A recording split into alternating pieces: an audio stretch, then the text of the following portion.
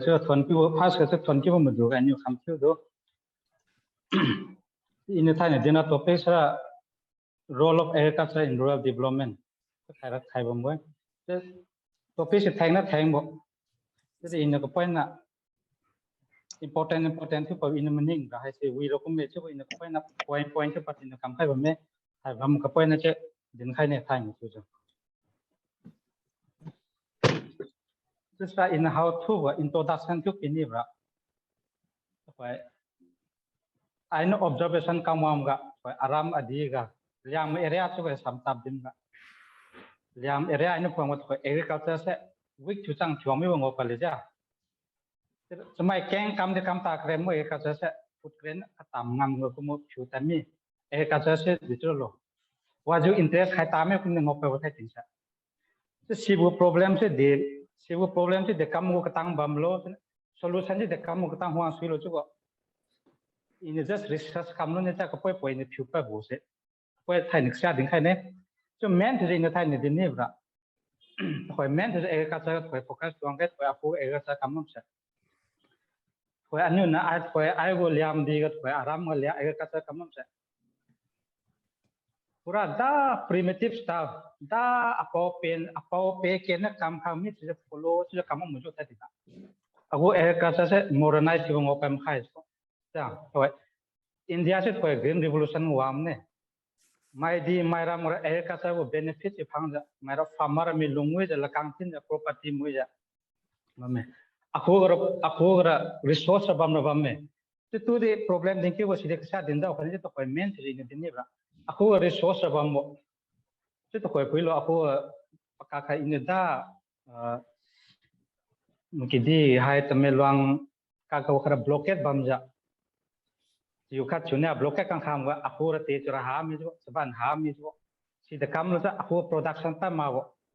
to khoi ka tang ai self sufficient thum khai jo resource bam me ho ka di ra bam me se lu te na leng sa khau livestock race ra ma se lu kam ra ma wa kam resource bam mo te ai se fully utilize thum kha wo si se si de kam ni lo chura akho ga pai in main point si ni thing ni ra main sra ago agriculture se pura traditional type ba khau to khoi akho ga ai ne se si bolo sagan ya bolo mang te bolo wa bolo ai ne to khoi lingbam hi sra hai si de chu in ai ne ai agriculture tam din sa hai si do ago traditional variety ra me jo local variety chi de ku jo ai ne si cha hai si kom variety si de kam go ba ma se ago traditional local variety ram sira production hawo production ra pu go yield se tam mo to khoi ai ne khoi pu so ban supply wang bam sa PDS kuma de gulo to aina saban chigom se mai di mai sang pe saban huang ja aina chigom mo jo si de kam lo si ram si high yield variety ram ni cha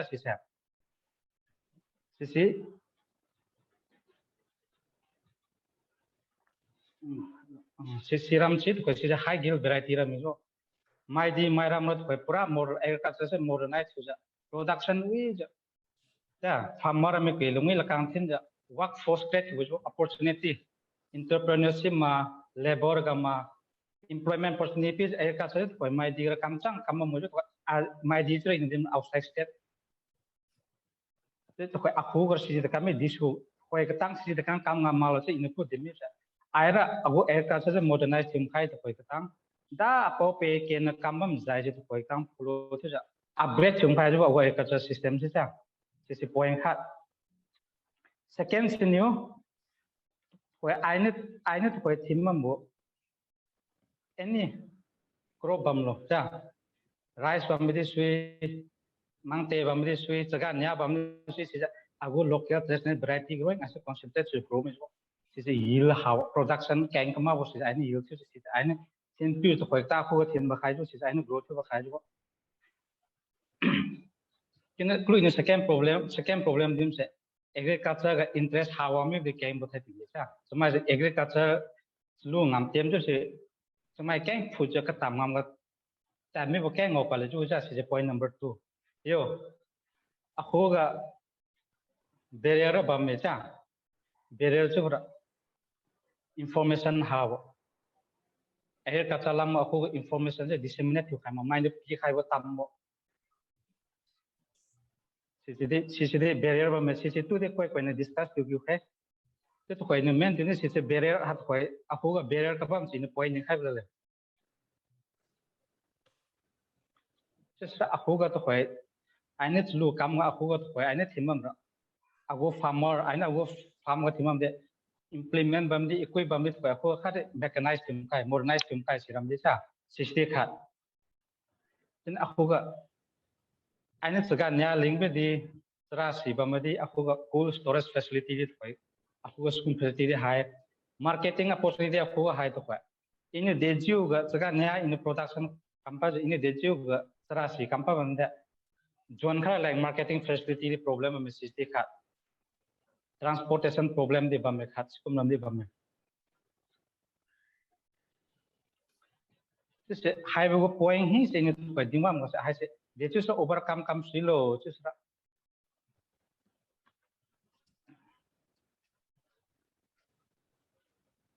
aku thoi I chat churama information eagerness ha ba kum lam ga cha akum lam ka phu pa ba eagerness ha thoi ka tam district thoi ni manipur ga phwan thoi thawbal kumbu kakching kumbu rachampur example ga cha ukhul kata agriculture ka syam no agriculture kam muija agri business setup jo kam ai keng me jo manipur ga da aku gra aku muse eagerness tra dechu bune lo dechu ra ha chu kam kham lo sum eagerness kha be bam cha chu thai ni ne thoi ne men de pikra hai wo information de nang de chu khoi ra lo na agriculture ai liam nam ga phamam dong tra ma lu te ne kam nim dong de chu hai wo facility hin de chu able kam lo de ne information je phang lo chu gu lam go sit khoi second point hai blang se din khai ne in the group first ke timi se thoi ka point na expand ki khai ne akho ga aine thoi test na variety chu sera in the group timi se hai sera akho ga ta ko pe ken na aine to kum kai ja sang bam di sui si aine grow chu se si bu variety se ai kha che thima sa ai grow chu kham mu bo si se ago test variety thim si ai se ago variety se update thuma hello chưa mẹ chưa bấm chứ xin này init phải samrap jo variety lam ga ding khai ne to khoi Newmai di maram ga tab ga Delhi tabam de siola tabam se ni na khamen kumma kuksi kumma sakan yak tam ga pajat ba mu cha ngau taw ban we chura kumma wa kumma pajat variety pajat ni ngau taw ban we akula phang kamao pajat sakan nya ban de chura ban de alu ban de wa ban pajat ngau ban we cha sisto variety chu bo in hai ga samlap ja expand to khabla variety chu de kam sa agriculture scientist ram ne cha research station nganya teliu pa bo variety chu se si sa variety chu se de chu lo cha to khoi example ga samtap ding khai ga apple se to khoi ka gi khai ro na ringam mo cha apple to khoi ni ai ni apple chu bom sa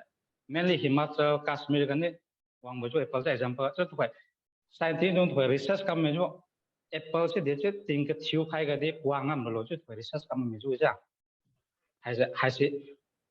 scientist na khama na khara si tliu pa sune kam pa sune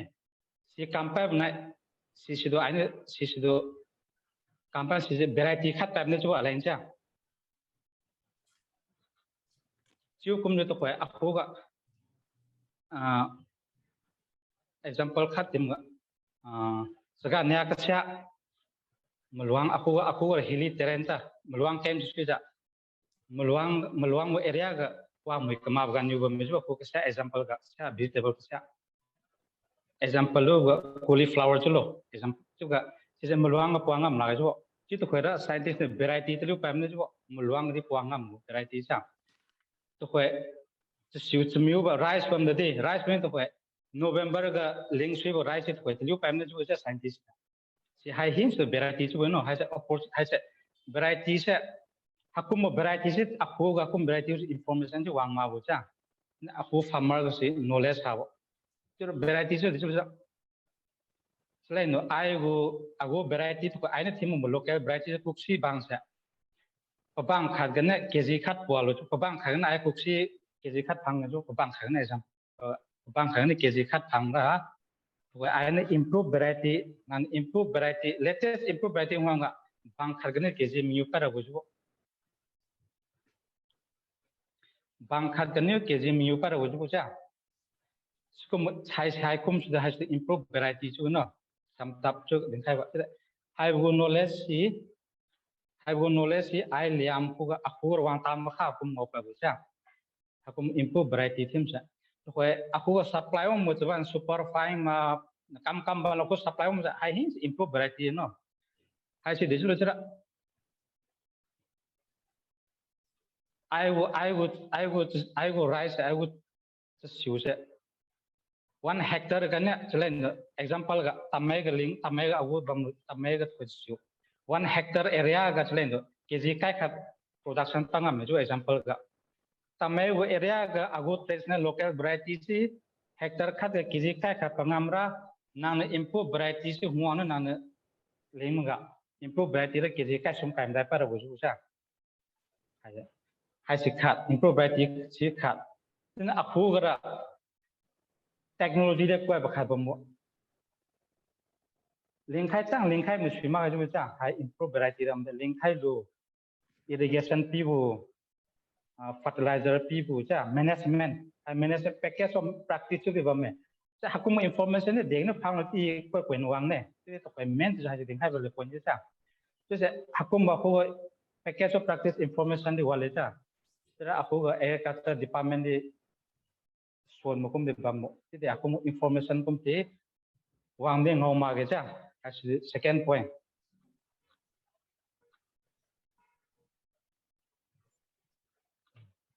third point ne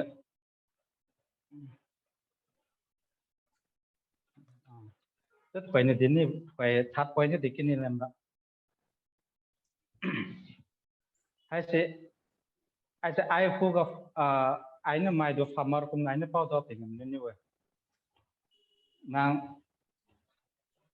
lu ga de kam mo nang ling lo tra chura ka sa ling khai me ku si wa lung khai mo ma de si nang zone ma ma hai I chura lai ling ga ta bo cha de zone pa lung lo production de ha bo cha abu se dai ti ram de zone de kam pa lung lo ai chura ling khai lo le cha skum ne ngop pa le jo tis ne to khwai tis ra topic hang bam su I to khwai sam tap tap kyu me ne tis ra to khwai farmer se to khwai dis ra hai go problem hi si ja khwai Indian government of India ne to khwai app scan lang thum ba cha agriculture hai problem do solve through le app scan lang thum ba I apps ka sa din khai ne first app se कृषि E cho khat bam me sai ga IFFCO Kisan Agriculture cha launched in 2015 pusa कृषि cha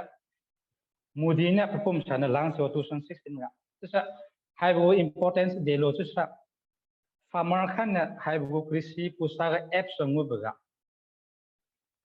ko location pi khai ba I Manipur me wa me cha app ne information ni provide kar bo chu bo to khai ago area go soil bama soil bana climatic condition na high information ni data bangka mojo government ku cha tame area tame long area go soil si dekam soil lo cha alluvial soil ma lateric soil ma red soil do si high region tausam region dekam soil bam lo dekam soil lo cha dekam mara hai tame area si dekam soil si government ku data ra bangka de kamu climatic zone ngabam lo hai bu tamai area se Manipur go hai area se kamu climatic zone mun sai se information ba kam lo sa hai ga information ni provide tu se I farmer khat tu in hai inform hai ga mu in question kam ga I Tamelong district ni we example Tamelong district ni we ago district I de kam go variety ling ni we lo chu ga hai bu app kasnung tu information pi ra bu so nang hai variety se link suye no area ga ja si dai se apps information pi bu so tu ja agree apps de kha ba kha apps ka me in ka sha ding khai ba apps ka sha apps nang direct video conferencing de kam su bu agriculture scientist ram do video conference kam le pau su bu different language ka tu preference use any apps ting ting ja atu chara atu guide chu la le si apps na nang de kam go no area nang de kam go so nang any problem pa ba no nang no chlu ga wa khau prik prang mu juma chumara wa mui ma juma chumara production wi ma juma che de kam mo sa de kam problem na au hai su pa blo de kam wa production wi ma lo de khai de prik pra si de chu kam ha ra lo chu sa apps ko information atu pi wo ju sa aku apps setting government na launch che to agri apps है तो crop insurance तो apps का बन जा इसका खेती बाड़ी agri market सरकारी किसान सुविधा ऐसे मोदी ने लॉन्च किया जा आपको apps में तो लॉन्च हो जाता है इन मेन दिन नहीं बरा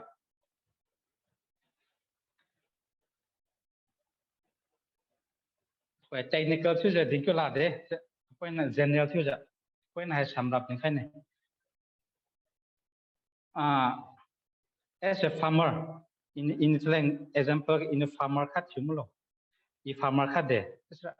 in any variety lingolo tamega ma tamelong ma lingkhara si production para boy chu habno variety se variety se location specific chu te liu boy rice variety ka sha ba me ing ka chu ka khai ga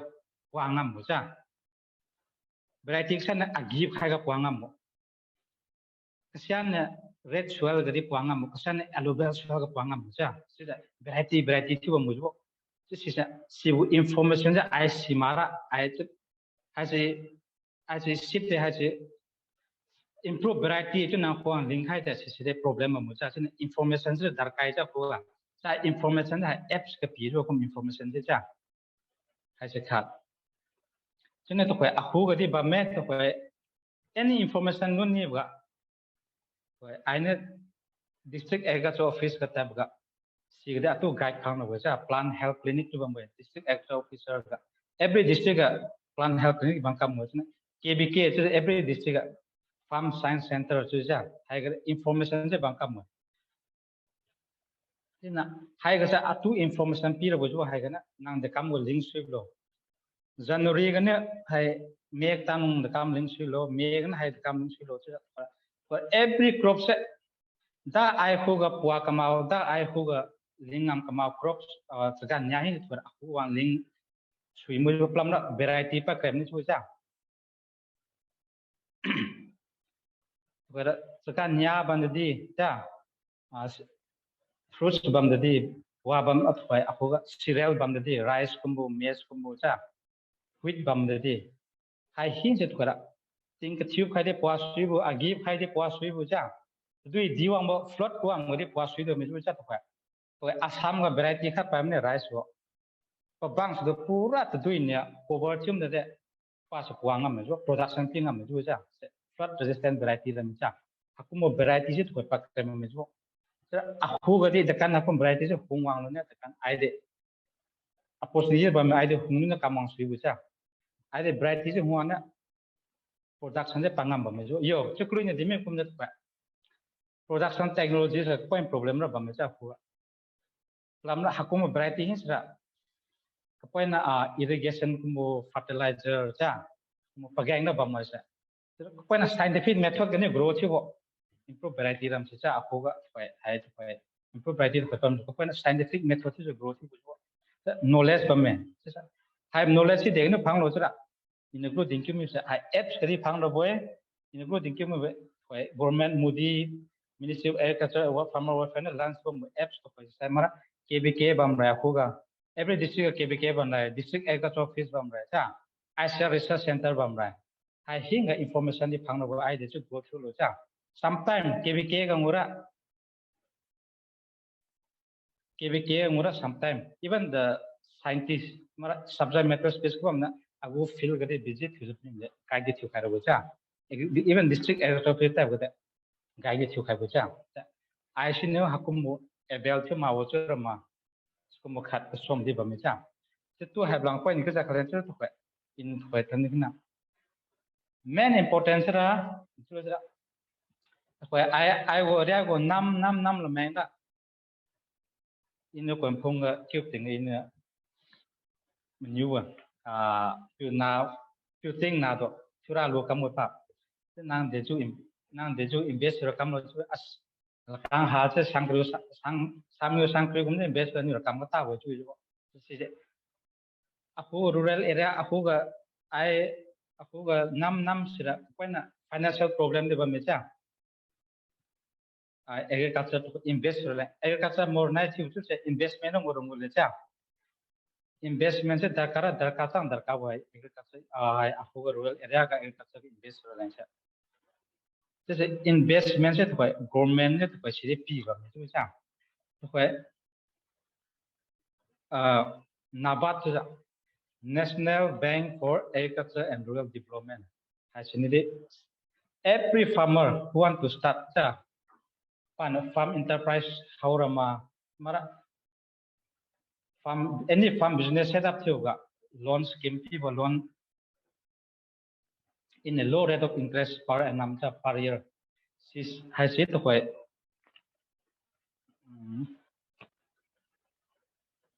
SBI ni to quite loan can be so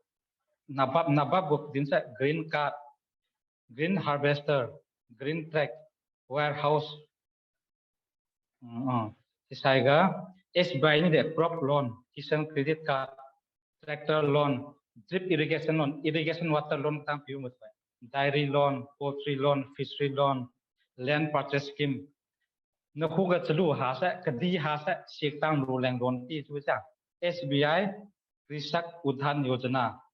scheme for debt swapping of borrower cha farmer me ka sam pau hong de bam sa si de te rui khai lang de loan ti jo ma cha cha ha se in ka sia ding kyu khai boy akum opportunity ra ban chang ba mo cha ko hai government side ni ra akum opportunity se ban ba mo alain cha pi khai ba mo che e bel thima ai sin aku area ko som chura ma cha sitang ma wa chura ma de chulo chumara eagerness se ha juma si ma gi cha to koi mai ra to koi mani to koi many thobal ka ching ra loan nu je to ro me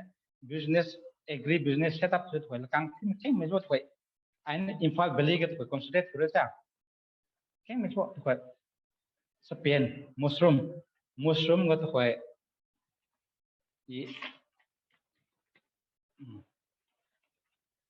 Bimola chu pui thoi mushroom go 7.5 lakhs pana loan khoi lu na khoi pa chiu mu chang lakha ka an thu me chi chiu ju cha khai ja success story na khai de kai le aku mo success story ke mo nang ne ai ne bank na ba ga main ting aku mo success story ni pin da bank officer ram da tu ding khai ro bai chu nang hachu lo cha la kang se thina chu invest kam lo no fam ne chu manage chu atu encourage thiu khai ro bai cha pnyo cho nên in thuộc định kêu mình sẽ thuộc hay là government ne thuộc atu align the kind of facility pi bam lo chin khai no financial problem me yo ako area ga kang farm kam la line mar agri enterprise ta kam nai problem ra bam de chu de si problem si de chu overcome kan lo in thuộc hay là loan thuộc ne thuộc SBI ga na ba loan yo hai loan se hai detail se định kêu bang chu de form se SBI go website mo di form download go se cha i detail rồi định cho là nè chứ đấy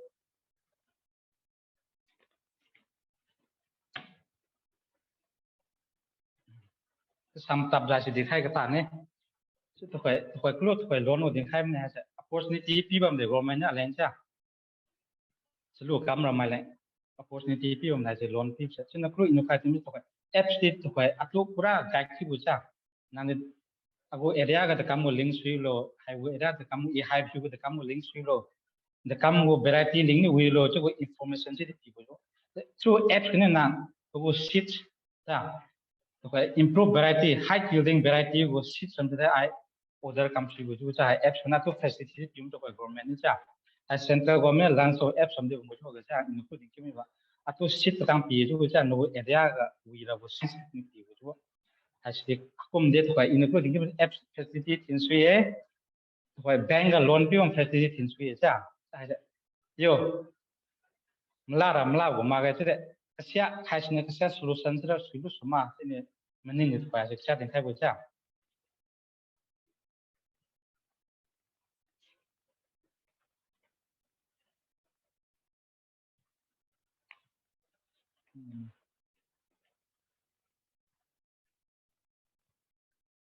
sa to pai in khat tin kle ni sa ai se men I thai ne ago topic se hai go topic dinna kama chu go chi ne right to hai se general go chu din mane se ko na information pi ma sa go sa ne pro krai din ni topic se so kru din mi point of information pi ma ka sa ba hai se si khaman dola so ma se si din khara bo se to ko ne second point ngai kle ni se ab khat di ba khai to ko ai ne ago banda ago culture preserve chu bo alat ke ngai preserve chu cho ai because I come sang come with our language to preserve through our culture, our identity set preserve through which I to come sang come to chip from the to clue in the thinking with I approga agriculture production we lang I improve variety huang ne approga the improve variety se huang ne cha grow to lang the government include in the kind to the second sisroi ma that point in the two high can say conclusion to in the dinka lene for point to think you can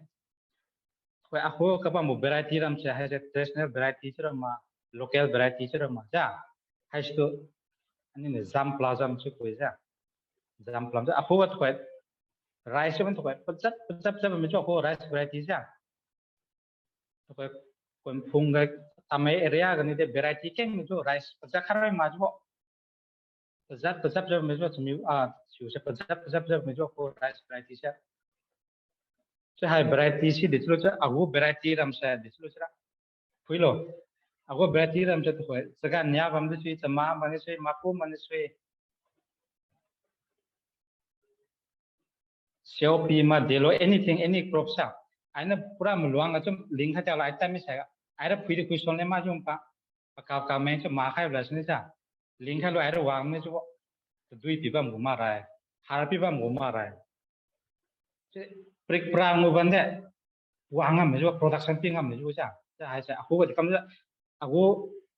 tele local variety se we kasih de kamu yo production tam mana production pu yield ke puang yield tam ni sa kamu sa aku kasih aku variety se de kamu kui bang cira biotic and abiotic resistant tan busa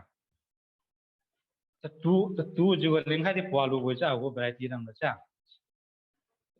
resistant hai ta kum sang nak pok pe ke ni chu link kamu adaptation adaptivity tu kamu chu busa stability se bam ni ro kwa kamu aku variety ram se any variety bam busa sekarang ya bam fruits ban ma wa ban abu local variety chu hin se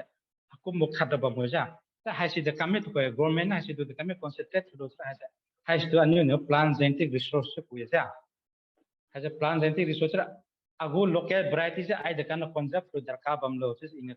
hai ne ko point sam tab de khai ni we sisna tu ko government ne Indian government 2001 na Protection of Plant Variety and Farmer Right Act Act se pass thung ne 2021 da cha bill pass thung mo Protection of Plant Varieties and Farmer Rights ja sise de kam protection pilo cha in a variety to dimip tam cha ko hai ko point na din samtap kalen ne to ko example kha ga to ko example kha chu lu lo to ko highest yield pi bam vegetable khat example ko ga to ko pa si vegetable se let's say tomato chura ma brinjal chura ma khat khoilo brinjal chu khoilo si pa highest yield pi ma India ga production pi keng thu variety khat pa mi thot pa example si variety ga si variety si the come problem wang no for example si variety ga si ladies finger ladies finger this way so si variety hoy si agu lok si to hoy highest yield people variety to hoy all over India ga growth mu example hoy cha all over India ga hoy growth mu my diga I mangda my di farmer they look for the highest yielding variety cha commercial growth mu cha highest yielding variety je pinu ring me I kum pura traditional variety de pinu ring tam traditional variety de pinu outdated pinu pura ring tam hai hin ja pura modern variety sura ma high yielding variety mu pinu pura wang green revolution ju si do green revolution su brambara pura high yielding variety se replace wang cha traditional sura ma all local variety se thinta jo high yielding variety milyang ding wang growth wang si yang na India je food production ga hoy khanglem bujo green revolution wa mun has to green revolution ju bujo chide aku ra ko green revolution wa am pa ja go area ni ko dimi kum na ara ko traditional local variety ti ma kha su ja to example ga chide agu si de kam ni to ko hai plan ni so de khai ma de kam mon ai concept lo chi de khai ni bo sa chung ne ha de ha bu chi ko any ko ladies finger ko highest yielding variety khai pa mi jo si variety chulo chira example ga prekhat pandemic chira ma khat wang ni jo si prik wang mi jang ne production je pitam example ga ja si wo variety highest yielding variety all over India ga farmer amne preference is jo growth variety is wa mu ta ni jo prik prang mu ja so scientist si variety je pinu neglect chula ga jo kam si highest yielding variety so de kam si variety ga prik prang mu si prik mu jang ne si wo ladies finger se production pitam mi jo resistant variety pure go jo resistant variety chura agu local traditional ga si wang nem ba agu variety na prik prang mu bam de production pi ngam mu jo resistant ba mu jo agu traditional variety keng men ja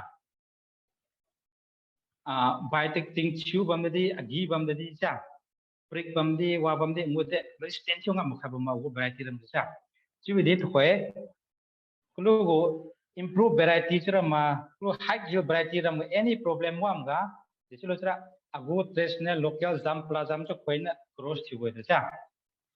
cross na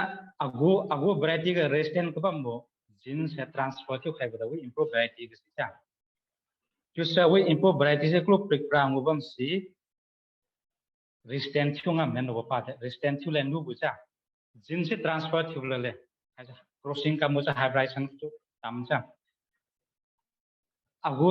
traditional variety resistant chu variety se ho ane klo wi prik prang mo jo high yield bam de prik prang mo jo bam variety se cross chu ga ai go local variety go jin se wi ga transfer chu khai ne chu so wi variety se prik prang go bam di procent ngam nem ro go chu cha so hai se plan jeng de resource hai se kui khale chu cha agu traditional local variety de kui ka cha hai de kam tra hai se farmer ministry of agriculture ne protection of plant variety in manim ga se I go to local variety keng ba me agu traditional variety cha hai se kasiara ai de register chu sui ba me chum ning cha hai se chu cha aku any variety I ne identify typology cha I ne observe the documentation kam no cha example ga mangte chlo aku mangte any variety any pun si mangte ga prik mubam ni mangte si production pingam sai ma ko bang cha ting chu bone de ting sama de pa se puangam mo so si pu characteristic khale ju cha to improve variety ram la to pi mara production pa la ga ju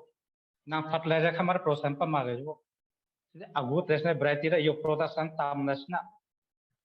at least portion pi go ju I fertilizer irrigation pi bang ma de skum go resistance si raksha mo ju ne to chu cha skum aku unit chi bo variety se bamra Moses, can you repeat that we maize was repeat chilan I yan tamim thank you mes achu bo ini to din to aku ga mes ka bam sa okay aku local variety sira me fa aina thimam local variety traditional variety lam fa wood aina thimam sa aku sa de ju aira link khai ga shimne ju okay aira meng paka meng ma khai le ju lu chu ma kam san ha le ju aira harpi jo fertilizer pi jo kaman ta jo irrigation pi jo kaman ta jo ko gara Okay. jadi production ping am jo agora Oh. prik perang mu bamde production na pi jo wa jo bang ra mang te ra pale jo ja sai ma jo bang All right. Jam sih. resistance si bamba go resistance local variety se jadi improve variety ram la jo mam no irrigation na to pi mu mara production pala na pam la ja fertilizer se recommended dose pi mara production di wi ma ja chu bambo ya agura chu ma ga jo just difference of production ga different bambo ja Okay. si to ko si se hai abu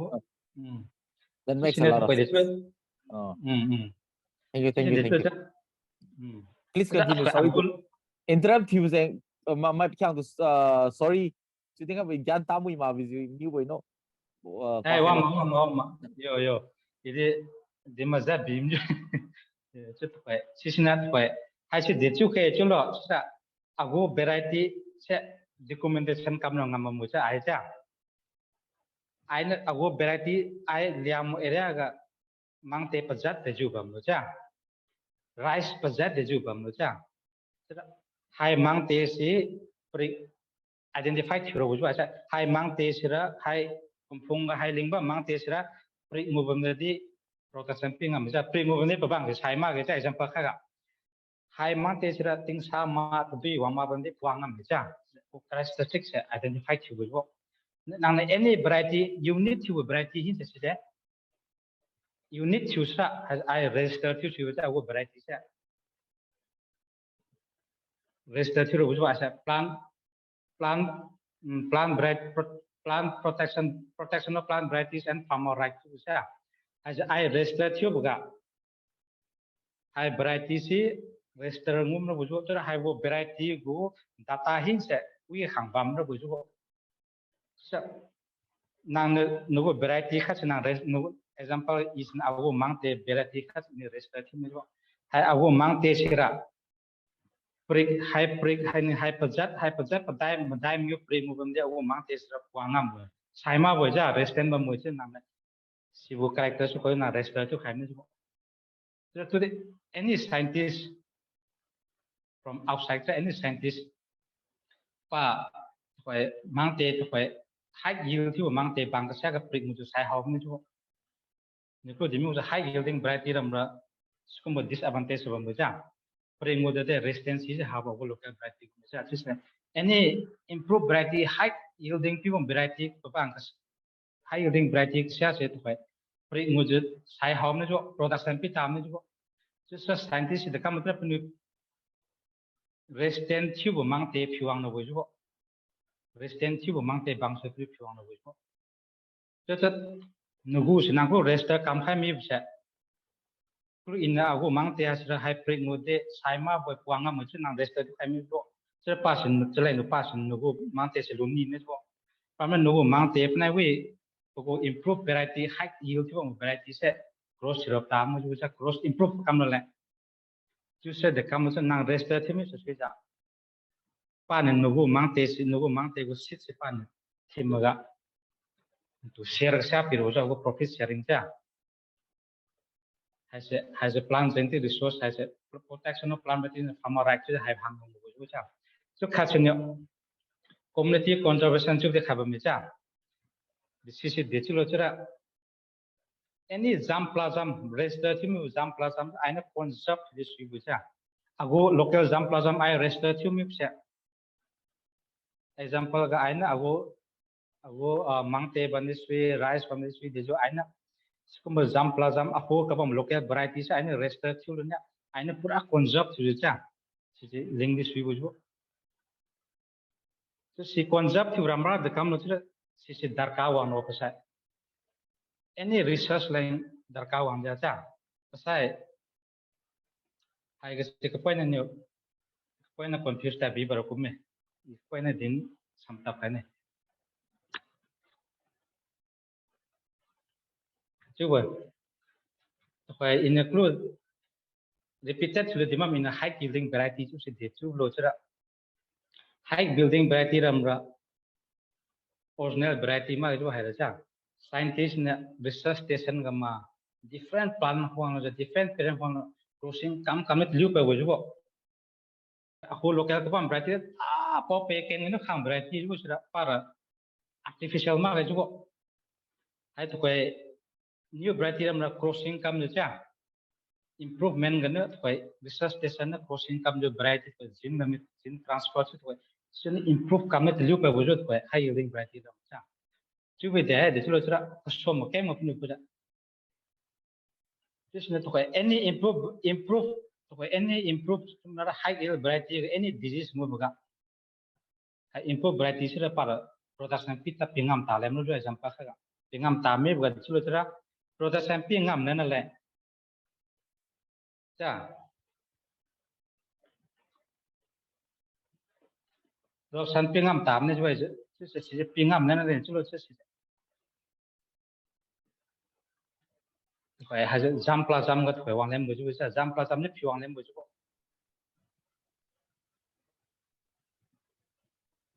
ngap ta ba ma de chu lo Yo tao me.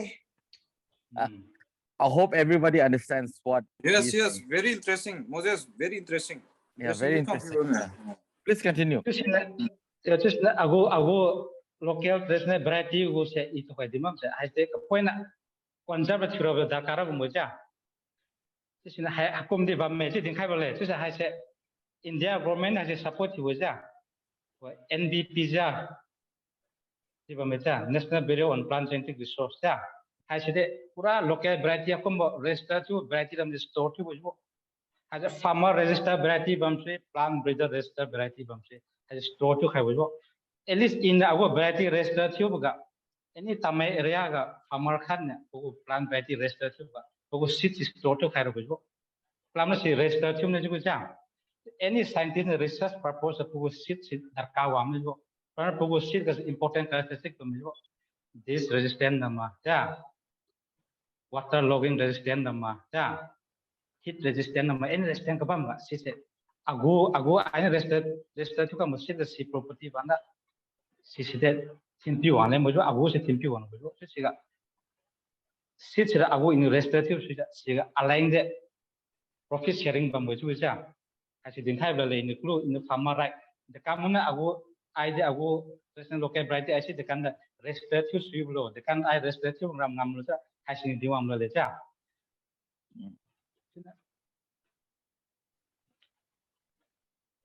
ai si khat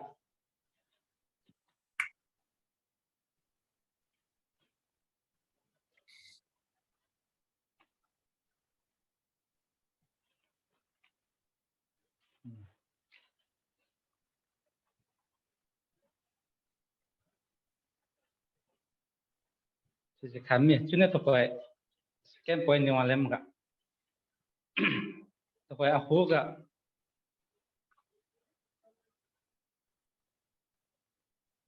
hai si thai na hai si point na scheme lam ga dikhai ni chune to ko national seed certification agency chu khat ba me ja hai si de kui khat ba me hai si de chu lo chara seed se Vậy variety release committee chu mo ja central seed central gori bam state seed release variety committee di bam ja central state bang kam me se di chu cha any variety tu pa wa any improve to kum chang scientist wa any crops bom lo cha kum chang variety tu pa bom bo ja it may be this resistant variety cha You mean variant? Variety ma variety yo variant pazat Variant, mo ju ja this is kum chang condition ja su ja kum chang variety release chi go jo government central government state bam this way central bam this way cha any plant breeder ne variety release chi go si direct central go bam go ju ja this is the kam tra khwa ka ai se advantage te khab me hasil itu ada high variety release cukup tinggi. Hasil samtap dengan high nih.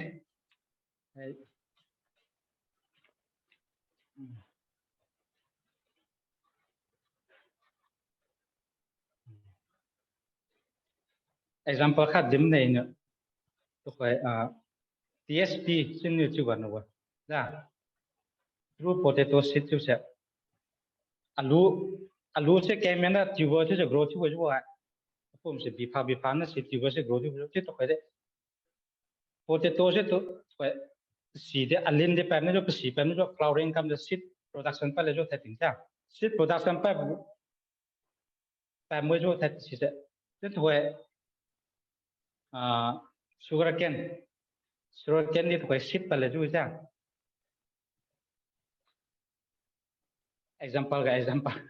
example mà cái tam vừa hay xin quay nó confusetar với chung ni để cho nó sẽ tam Isn't sugarcane supposed to be a stem? hatu vừa any crop variety release chưa gạ sis to commercialize through với jo ra commercialize through ni để cho ra every state gạ sis distribute from the government ni cha every state gạ sis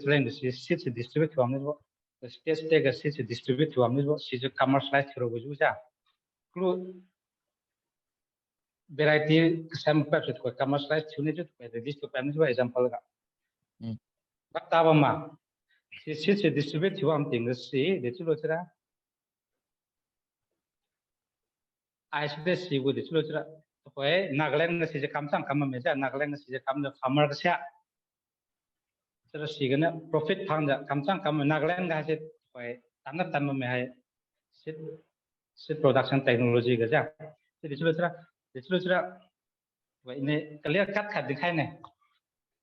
sẽ general thì đến với quên nó cũng bị mi rồi hả chú any improve variety khát được phải không sẽ pure form của bầm rồi chú impurity ngô sima cái chú ini tu kau improve variety kau ang ni tu kau local variety mung lingkar si dah lalu nabo, nai se, ya, bab tabam sa, Okay. hai se, Yo, tahu nih. yo, processing kam ga tu kau mix cuma mi buat juga, jadi impurities wang mi buat juga, jadi tu kau se tu kau true seed production di seluruh cerah, hai se di seluruh cerah isolated area ga tu grow pichu buat juga.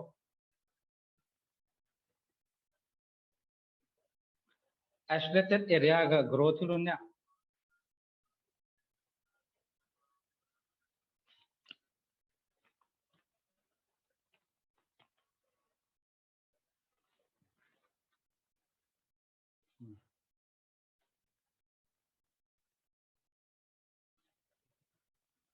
cuba mah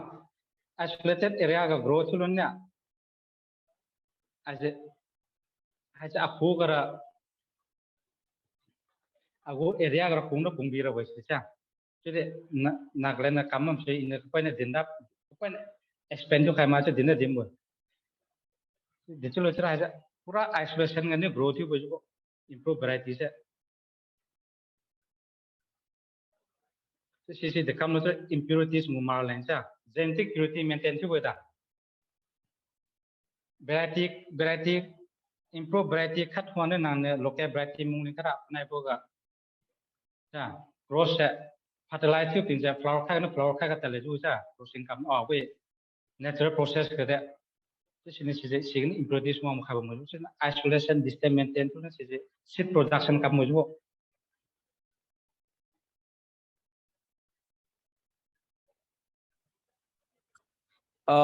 If coordinator the solo it's like a new kind if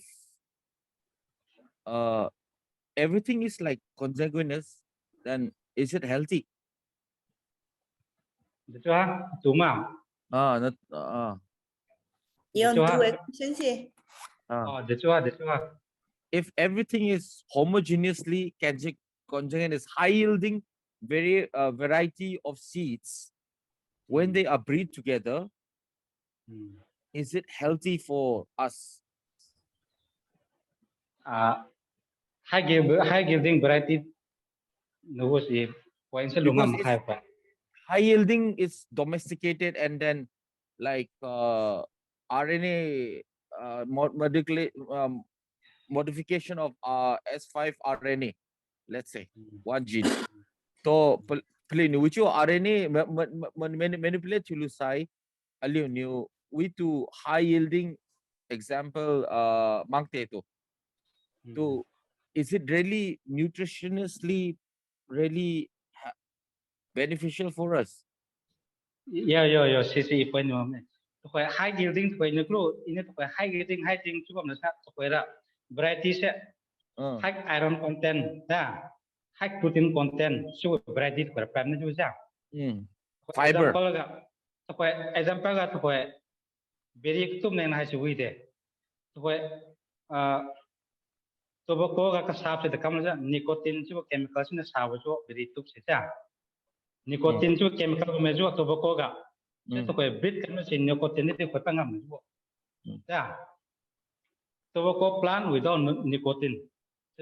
smoking chu ne effect se ha me mo cha But nicotine is a methyl group. Methyl group is CH3, so you cannot remove methyl group from COVID. remove chu ma ga ha se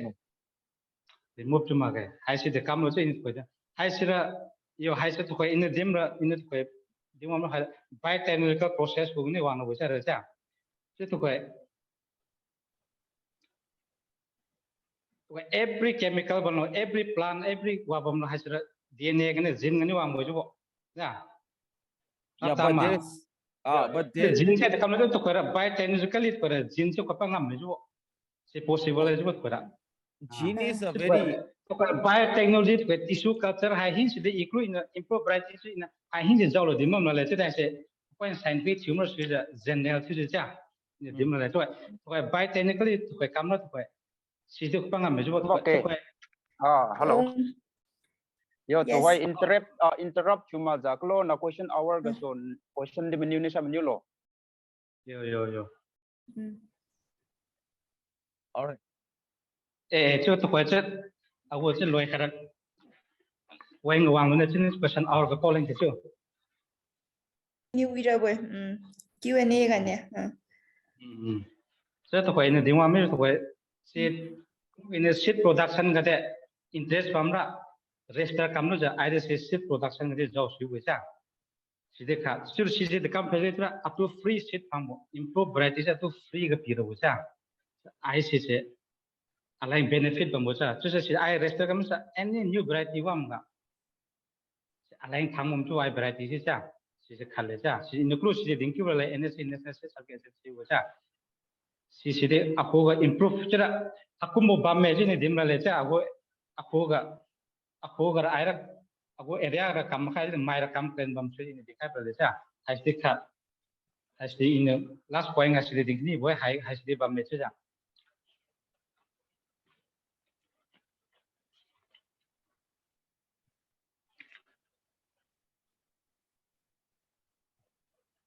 Just in it by Nam to conclusion to the Nibra. Men to by a hoga Darkagavan see the Kamurochera information Namga information Tiram Namba Mecha. Hachu Katang Bame Chusita. No financial problem Bamde, Hachu Bame, High Facility Bame. Now production technology and Nankam Lavane, no high facilities Bame Chusa. I said, see Hara Daka Machina. I go Zampazam concept here. Kum lam gade point na si khai rab di bamme ti ne kanam phu ding ni cha ta hai ding halo chu loi me de question or ga chu am da ga chu Thank you ali dot dit let ngu topi mui je ali de enlighten you mui je tu having to thank you ti to khoi audience mi do participants mi do menu kni wo menu ra lang point pi khai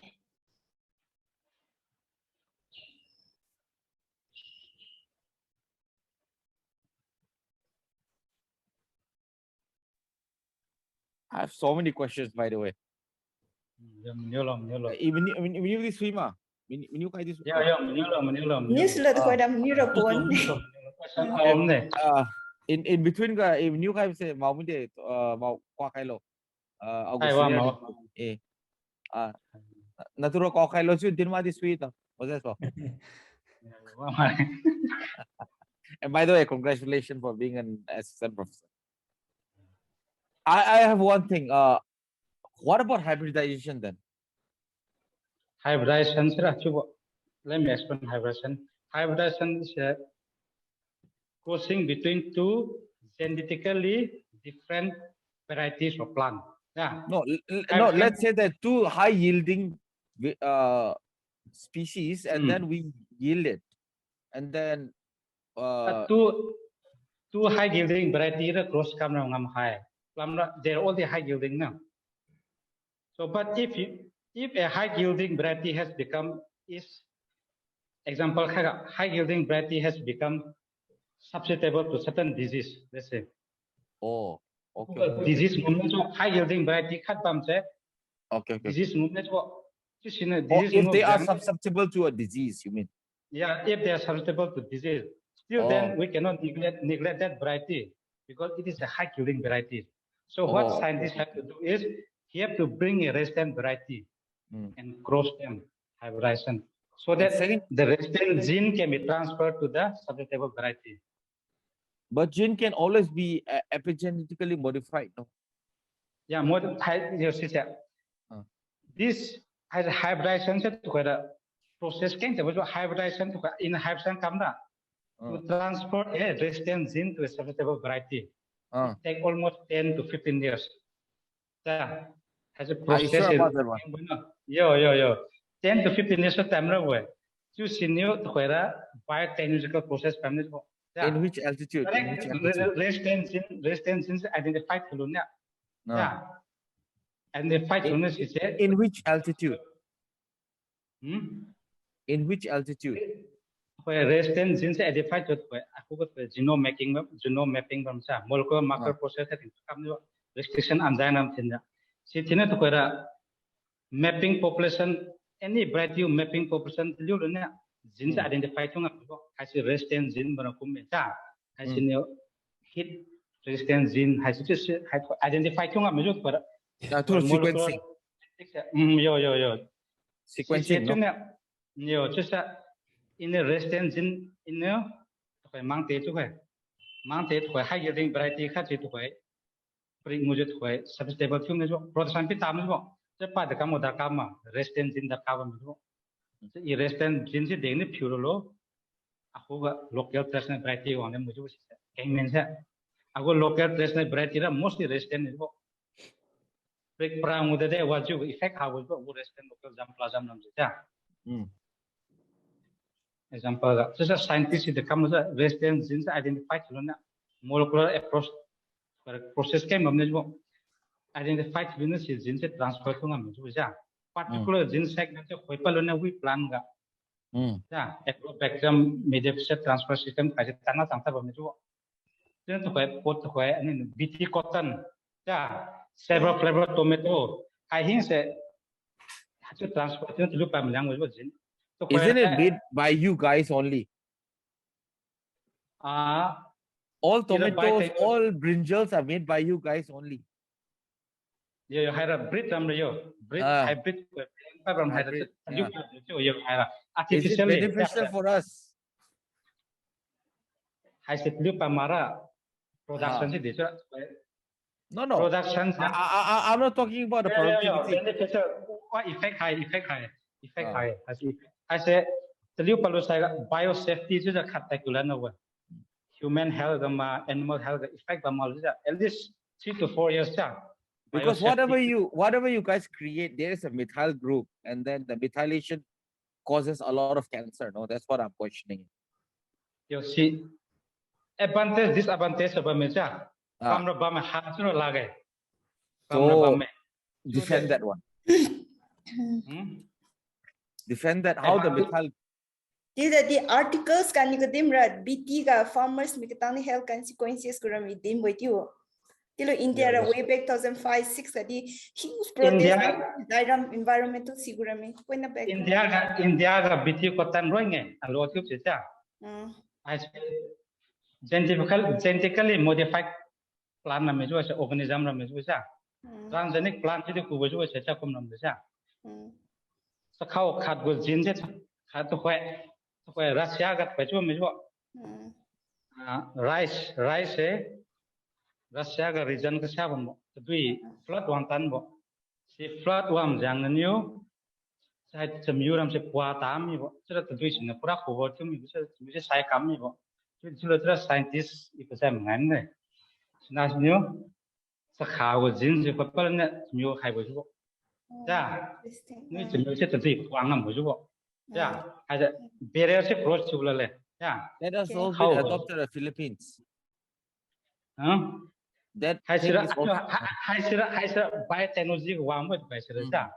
biotechnology biotechnology ko advance chang thium ne ja to khoi golden rice ni ni chu ne ja vitamin A te ga vitamin A bambo iron bambo to khoi mai pui me na lung pregnancy ting iron tablet chu kum ji ja kam ting ni ngai ne iron tablet chu kum ya pregnancy si Africa region nga effort chu ngam la be de golden rice lu pa bo bo wi te ga iron bambo bo ro te chu ro tablet chu tam ne swim ma ja hakum has a biotechnical approach era advance chung na hakum ra pura wang khai ja pura just in the level se dim na le at least improve variety thing am tra chu ni ding khai le ja has a new one tra ai sera biotechnical approach has a pen higher thi wang lem bo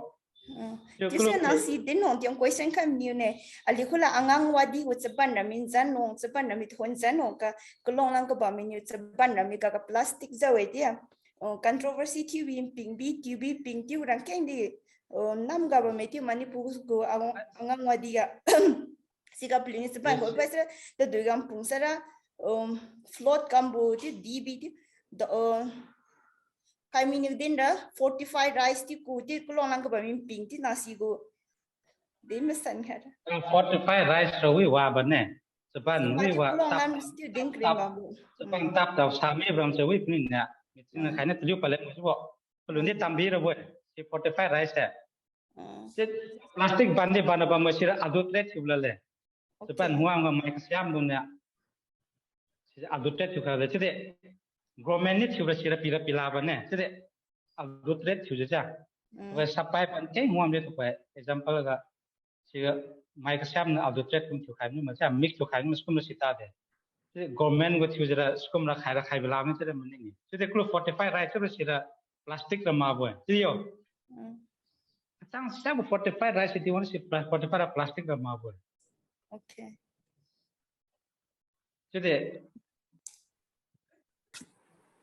Jadi, enceng dari dengan lagi sah. Main mix juga mah tukar plastik wah gua sih gua problemnya pakai mami di sah. Jadi 45 rice real sense buat difference tu mana sih plastik dah mahu 45 rice. it's more like synthesized like. Moses, question come you can nanaklu genetically modified go sim bang panai akulam gabam go nan technically tamri resi tanta dethe indigenous plant ke what's land go maja nan ra tinga sikanya link trong tar uima weju na raja Ya, I see.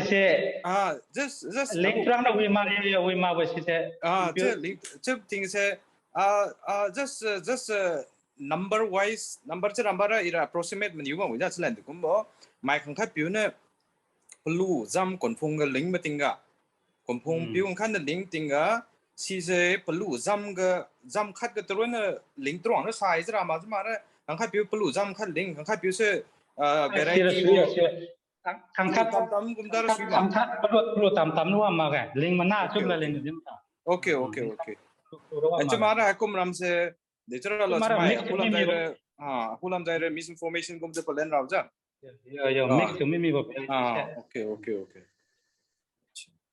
so Moses ho chuba okay nang thladim mo ding thon gi de ra thu nang hai aliu aka kabam dong kham thu di sidi ne hele aliu liang rong present thu bo art tale freedom fighter go patap yu de isne aliu art tale go to bening tau thu na ga wang bam bo sip sali ne tho dam ka di khan le ja na ne ding yu ko bi se point ko ting ma me aliu ne lu tau ba ja sip rong ga aku ga encourage thu de hakum se na lo lam dong din san khai ra keng de bam ra ba me hai go de video da upload thu ga mai keng de lan de thu cdc lu sun ne ว่าขัดไปแต่มันอยู่ให้นี่นิวตะไคร้นี่จะได้แต่อะไรแต่ไม่ก็ชุบกะจ้างกะลิงบอกพิวลวงกะลิงบอก same variety จ้ะจะพูดขัดแต่กุ๊กซี่ลิงบอกชุบกะพิวลวงลิงบอกจะรอลวงลิงบอกเจงลิงบอกมาเลยกะลิงบอกชุบแต่ช่วยมาสักจุยให้บุรุษจุยเดียงเนี่ยชุบจะเป็นเล่นมาที่บ้านคุณแม่ชุบกุมสิที่กันจะเป็นบล็อกชุบจะนักพูดนั่นแหละมันนิ่งอ่ะมาแล้วนั่นนี่จะดีที่สุด vegetable fruit ke sia cha to koi meji phema koi Nagaland go pineapple me phema chu khai ne koi pineapple ta bu si cha sweetest pineapple le jo malwang chu ba mono in sin to expand tu le ni mam le no malwang chu boy hai me phema luang na si hai ga ling pineapple the sweetest pineapple in the world okay hai luang sai la para same mountain hai peng hai sai la palam tinga siga link hai sura sweet flema ga jo just close distance from the cha it comes slight difference of exact temperature and humidity slight difference kan ya okay si se difference pa bo just in the dem da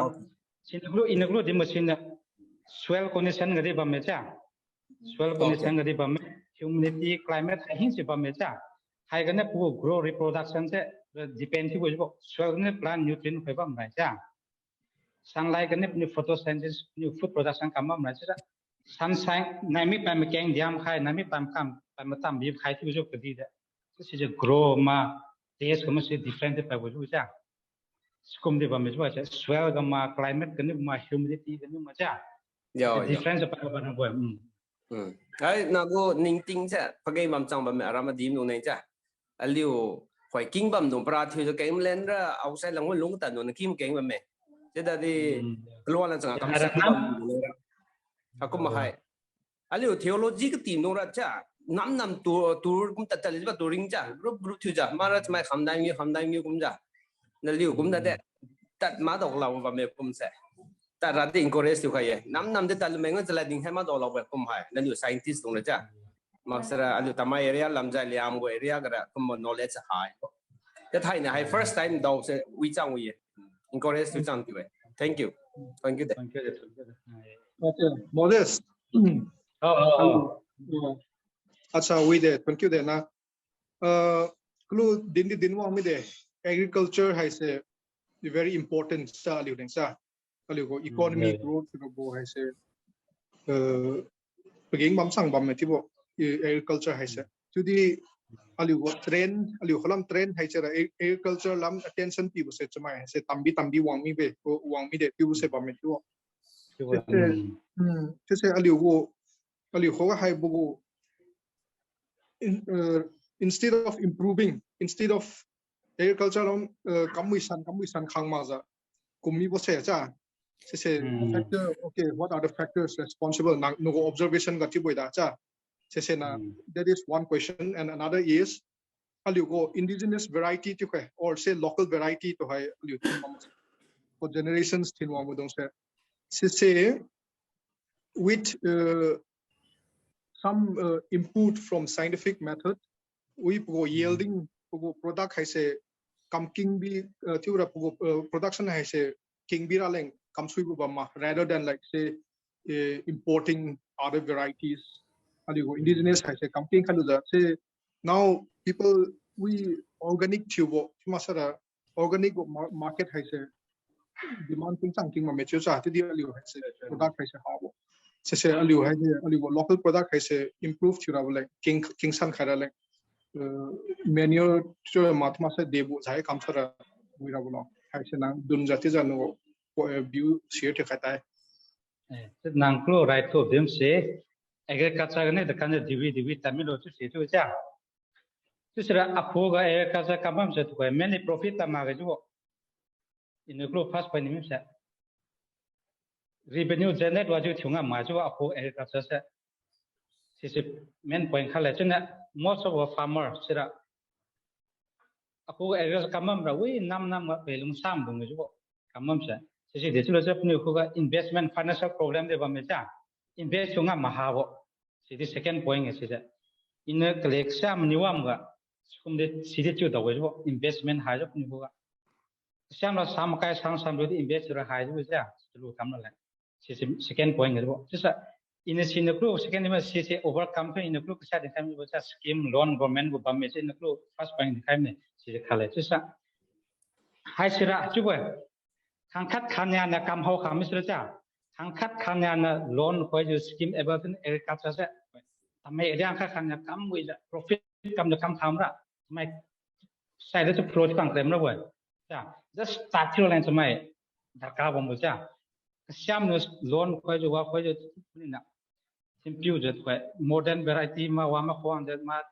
กำหอมละขั้นเนี่ยกำหอมละสิจะ pro ที่ขำแล้วเว้ยสิเอา observation อะไรสิจ้ะครับฉะนั้นนั่นรู้ทัดกับนิ้วมือจะเอา local variety ว่า traditional variety รำจะเอากับบ้ามจะwill improve ช่วงงามมาช่วยเสนำอยู่เองช่วงงามช่วยแต่การช่วงงามมาเลยจ้าช่วงงามเนี่ยทุกคนมันทุกคนaku rice local variety can improve ช่วงนี้จุดว่าอินเดียก็ได้จ้าใช่ใช่บ้างไหมจุดเด็ด improve ที่เราเชื่อ in the main point นี้แบบว่าaku improve ที่เราเชื่อ improve ที่นี่เชื่อว่าไอ้นางไอ้นี่เราที่คงจะเอาไป farmer ตรงคนเราเชื่อที่คงบีเราไว้จุดจะ proper scientific technology method ที่ use นี่จะ improve ที่เราเลยนี่จ้าที่สิ่งนี้ in I farmer ที่เรา improve ที่ farmer as a farmer อะอากูระเดี๋ยวที่เราจะ in ขัดดิมเนี่ยอากู variety ที่เราจะให้ก็ in confuse มาเนี่ยขัดดิมแค่เนี่ยอากู local variety เป็นไง high yielding variety ว่า different ที่เราจะ high yielding variety จะ fertilizer responsive ที่ว่า fertilizer พิเศษกว่ามือว่าอากู variety เรา RP บันดีว่าส่วนเราจ้าสกุลข้าพเจ้าwe business point นั่นสิเด็ว่าจุด different งอปลาเกจูจ้าสิ่งที่ขาด different มันไม่รู้หายไปอย่างนั้นอินเดีย green revolution ห่วงจ้าถ้าอินเดียก็ improve variety หายจูอินเดีย independence พังกับอินเดียก็รู้สึก growth มันจะแค่ไม่ local variety มันนั่งอยู่ fertilizer เดี๋ยวพิวใน production ว่าจูพังกับมาอยู่สิ่งที่ว่า improve variety เสียไม่ดีนู่นห่วงเนี่ย improve ที่คำจูmainly Mexico กันเนี่ย rice wheat อันสิจ้าเมสอันสิห่วงเลยเนี่ย improve variety ห่วงในอินเดียก็ improve ที่คำจูเช่นที่ว่าaku high yielding variety ไปกูจ้าจะaku local variety เดียวไอ้เนี่ยตัว some extent ละ management ก็ไม่ได้อีนี่ตั้งงับไหมแต่การตั้งงับมาเลยจะตั้งงับหนูกูยังไอ้เนี่ย pura irrigation พี่ไอ้เนี่ย pura scientific method ก็ package of practice บังคับไม่รู้ any crops กูจะ local variety บ่มดีว่าบันนี้บังคับไม่รู้ที่ไอ้เนี่ย follow ที่ rule up เสร็จ flow step up ช่วยกันว่า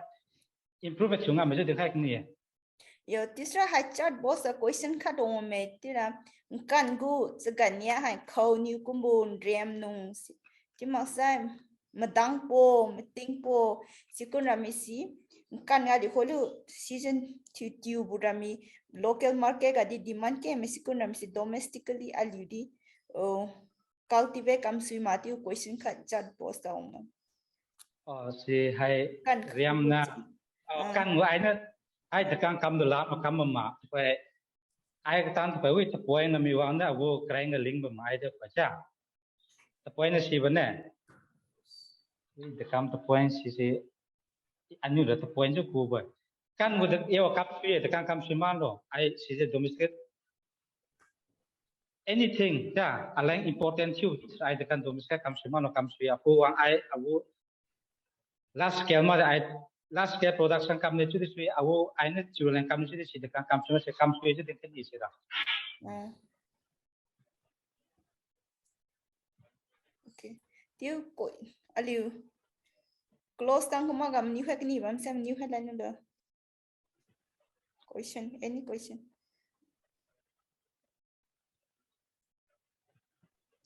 这看 last 呢aku lam zain position ku ni khan ni se dan klo rabam se we modify tube varieties from se high yielding crops from se sikum ram si aliu kulam wang nu ne ling se encourage chuma lo na ra actually aku la kepi aku la entrepreneurship cuma job rate tu ne agriculture tu जो खाने develop ने तेरे encourage होने सिरा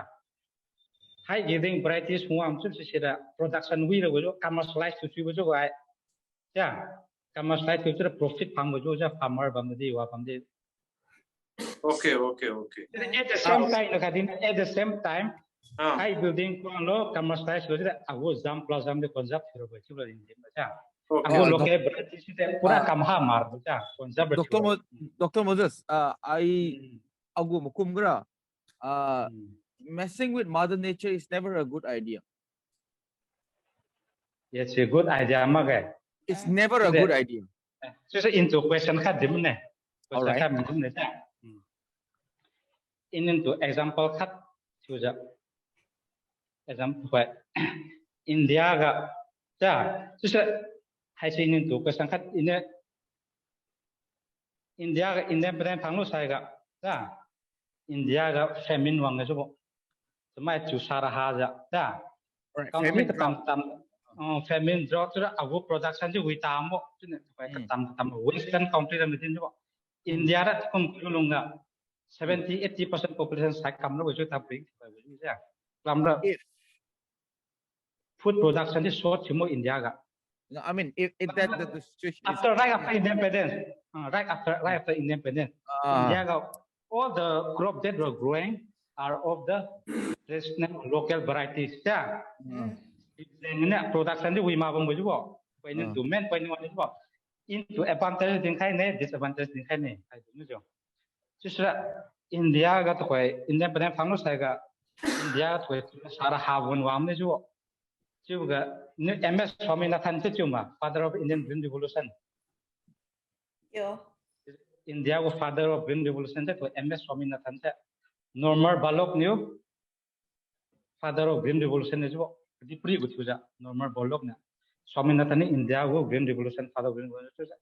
Swaminathan new Sibjangannya Mexico gannya dua variety kuang dunia saja high yielding dua variety kuangnya Indian variety cross to जो 시장 तो Indian variety से तो production weak हम जो जा जो तो नांग तो आई ने तो आई दिमाग में तो आई जो हम से high yielding variety में लांग दे जो नांग सिरा नांग तो fruity साग बने जा राशि जो बने high में लांग दे high yielding हारा यो साबन disadvantage से साबन में जा सिरा jadi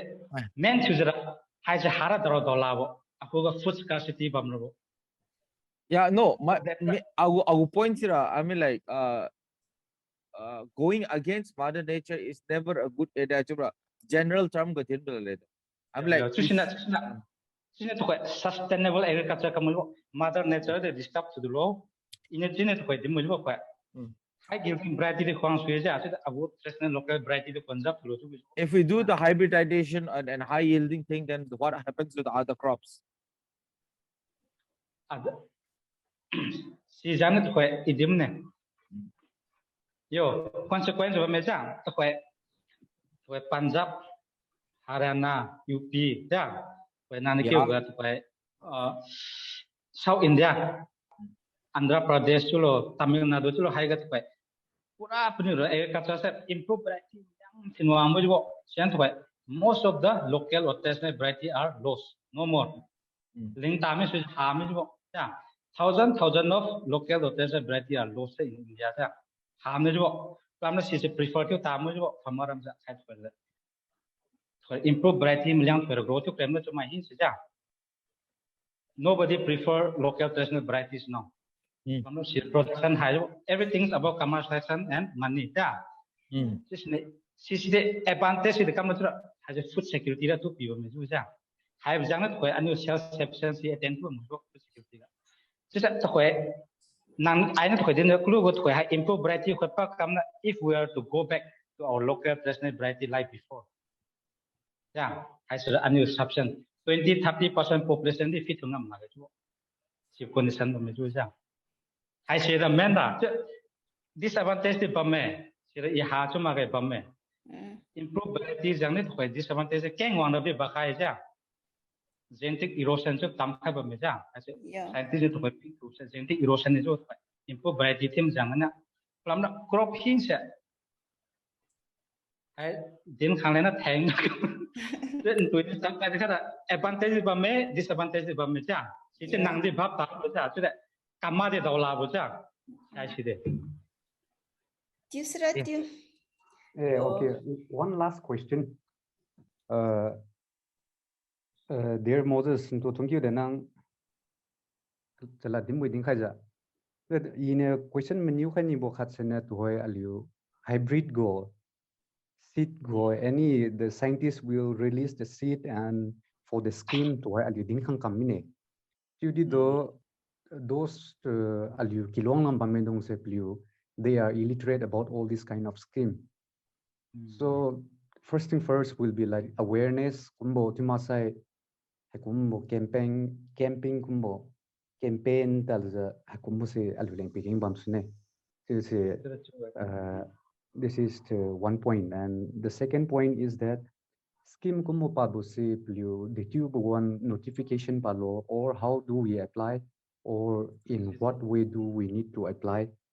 I say yeah. We say khad bame. The last question se khadna to hoy aliugo hybrid high yielding breed lang chu je khoi wang na aliu local go breed nai ling to wrong sai we mage tu nang dine cha to naglen nga kamam bu se pliu isolate areas lam pliu ling bame and then they are growing cha so aliu khen lamra ling lo tu sai isolate area di bame chu ta di do hoy lungphu na ni menu mine ne to hoy aliu local area ga wang ling khalo na aliu local breed na hai wo hybrid go se wang na ling khai bi de local go na ling sai we ma ge tu se de kamilo. That is one question because for animals to hoy khoring lam ra hybrid na local to pilong e di wo opoi we ra cha to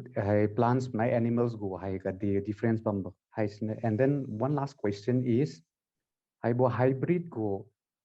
trasisu or any seeds you can link high yielding link high side. Is there any effect or is there any kind of is there will be any kind of environmental degradation or the soil? Thank you. One this tang ham ne quick answer nam pi have da le te. Fruit in that way scheme what you said. Nang the any KBK with the melon KBK of Meja, this is bigger Kendra, no naming the Bamtake, much who a district agriculture office development. She and tell any from some new will become with that. I know my mother. She will a wood with the child with some wrong Kong.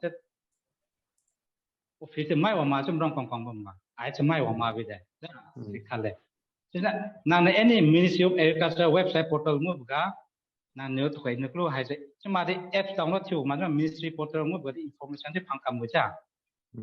As a cut and then to the second cinema news in you. Clue I know high giving variety and local variety who are link with some by the truth. Hanya said, yeah, plan the we meet you with you. Yeah, just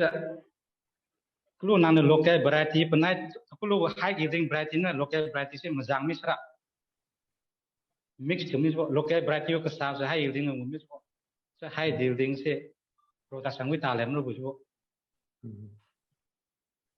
The Papa why he in that to my come with you is that reproduction to you knew that Serapenga male female can't use to the Bamu, she said, signal reproduction, but the city form to you. So none the local variety, but no, I will local variety in the high link, the link from that, but I'm reproduction to some was answered by me too. So I will local staff, I will local variety of staff say, high yielding movement, a high yielding with no to say. See what problem in the action distance to the material pizza. Okay. Touch the gum regarding the soil or degrading of the environment. Hybrid was effective long term or Bamepanda. Nang any non hybrid man high yielding variety and one kulong the lingaja. Nang lingap in an pudulage. Nang fertilizer. Nang any variety you was civil variety you recommended those below. The do you have to do below fertilizer, urea to do below, potassium to do below. To jam. From those to below, season and below was no heavy variety. CCP mara kanui mabo. Ini udah campus 3 fertilizer irrigation system tu maintain tu boy hybrid high yield variety ramla. Aku kum link hai ka puak cuma boja. Yo sisina de tu lah. Every year nana link ganang sisi nang fertilizer compensation i bamuju ai sisa. Tama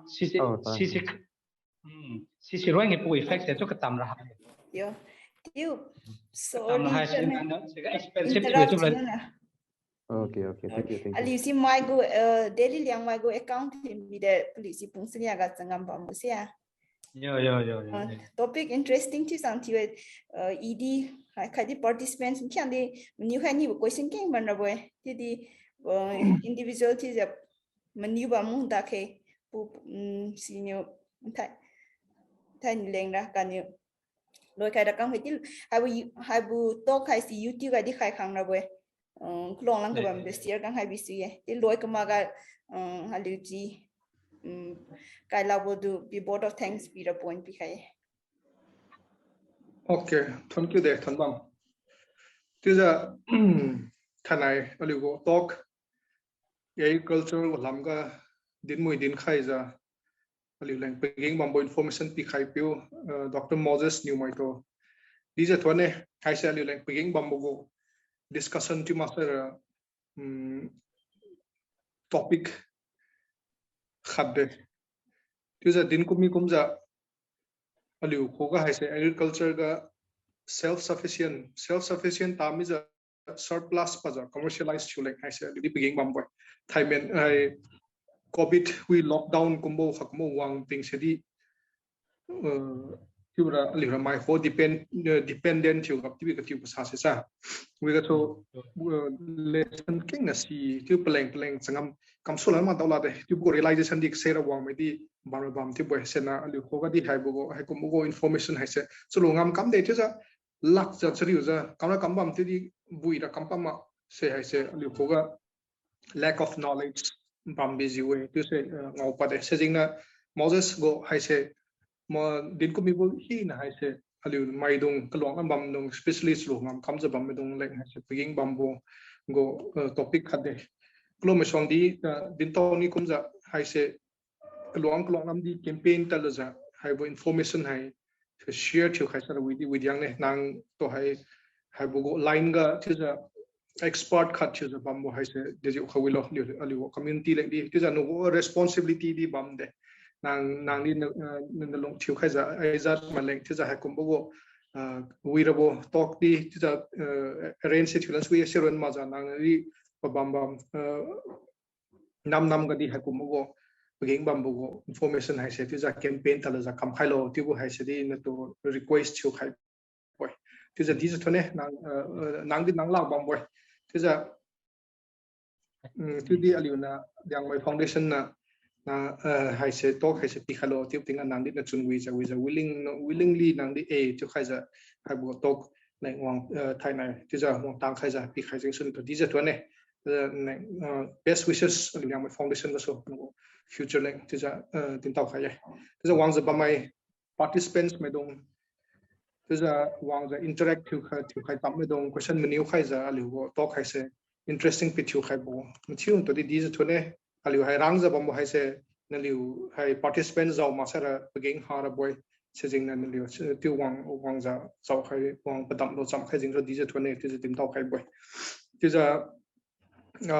aliu talk khai se every month se hium sang bam me ti aliu website ma za social media ga ti za information hai se daw bu gon gara ti za wang zau khai khai lo ti se thiu to tim tau khala ne ti aliu dong thin bam bo platform hai se LCFD go Liangmai Christian Fellowship Delhi go Zoom account thin bam boy ham nong to di za thone liu na ti za freely aliu to hai liu go account hai se ti za thin na leng pi khai jing so aliu go hai bo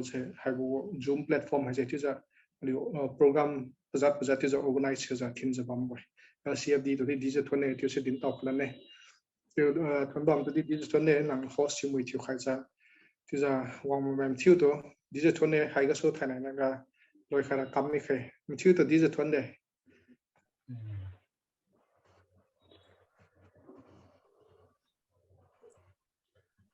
with the impure we